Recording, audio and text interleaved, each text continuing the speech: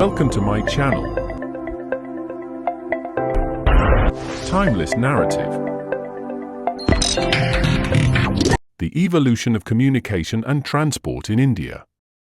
Before the arrival of British rule, India's means of communication and transport were rudimentary. There were no modern road or railway networks to connect distant industrial and commercial hubs. The system of communication was equally outdated and unreliable. A primary reason for this underdevelopment was the self-sufficient nature of village economies. Each village functioned independently, producing enough to sustain its population. As a result, there was little necessity for advanced transport or communication systems. Goods were transported using bullock carts, pack horses, donkeys, and other animal-driven means on land. In coastal and riverine areas, simple wooden boats served as the primary mode of transport. The knowledge of steam engines and canal navigation was almost non-existent. Initially, the English East India Company was primarily a trading enterprise, confining its operations to coastal regions. However, following the Battle of Plassey, its territorial ambitions expanded, leading to an urgent need for improved transport and communication systems. Several factors contributed to this development: market access. British merchants needed efficient access to Indian markets. The procurement of raw materials for British industries required a reliable transport network to move goods between ports and the hinterlands. Territorial control. As British territorial conquests grew, so did the need for quick troop movements. Wars and expansions necessitated an organized transport system for military logistics.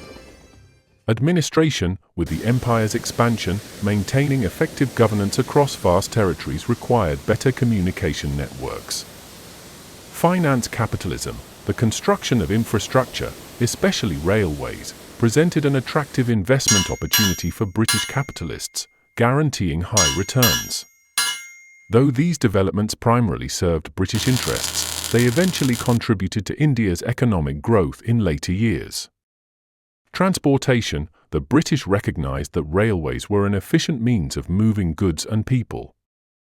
The Industrial Revolution in Britain had generated a massive demand for raw materials, and railways facilitated the movement of both raw materials and finished goods.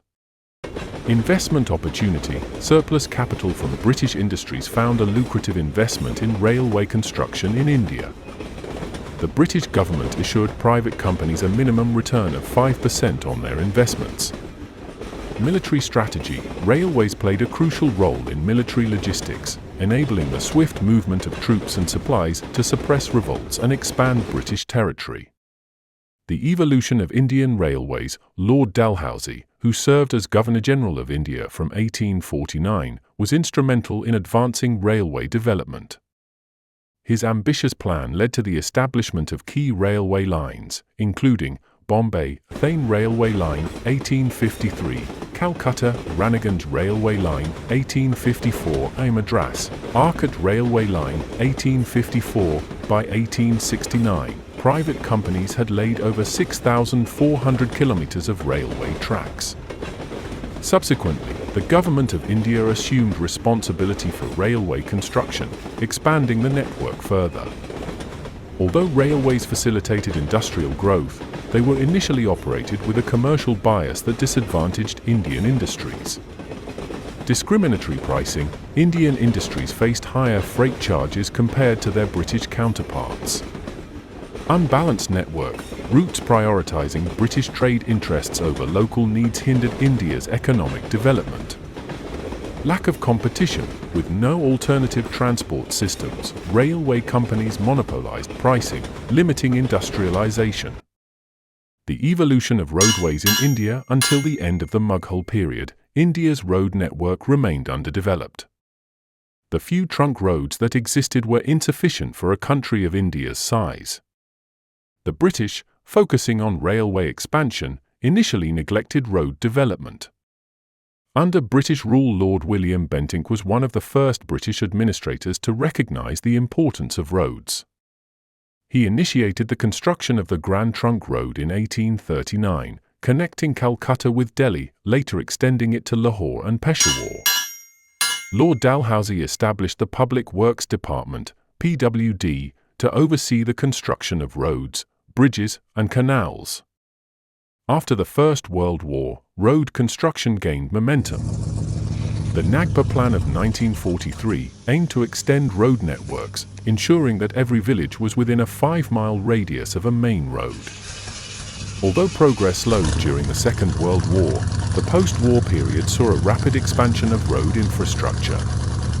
Waterways in India. The British modernized India's waterways for commercial purposes. Before their intervention, water transport was limited to coastal and short riverine routes. They introduced inland navigation channels and steam-powered vessels, significantly benefiting merchants. One notable project was the Buckingham Canal, which connected the Madras Presidency with Kakinada, a crucial port in Andhra Pradesh. However, waterways remained underdeveloped compared to railways and roads, as most public transport funds were directed toward railway expansion. Airways in India. India's first air service, introduced between Allahabad and Naini, was primarily for airmail delivery by the Posts and Telegraphs Department. In 1932, Indian Transport Continental Airways Limited inaugurated India's first international air service. By 1939, 3 airlines operated within India: Air Services of India, Total Airlines, and Indian National Airways. The Second World War spurred rapid growth in air transport, boosting both domestic and international air travel. The development of transport and communication in India under British rule was primarily driven by colonial interests. However, these advancements laid the foundation for India's modern infrastructure, influencing the country's economic and industrial trajectory.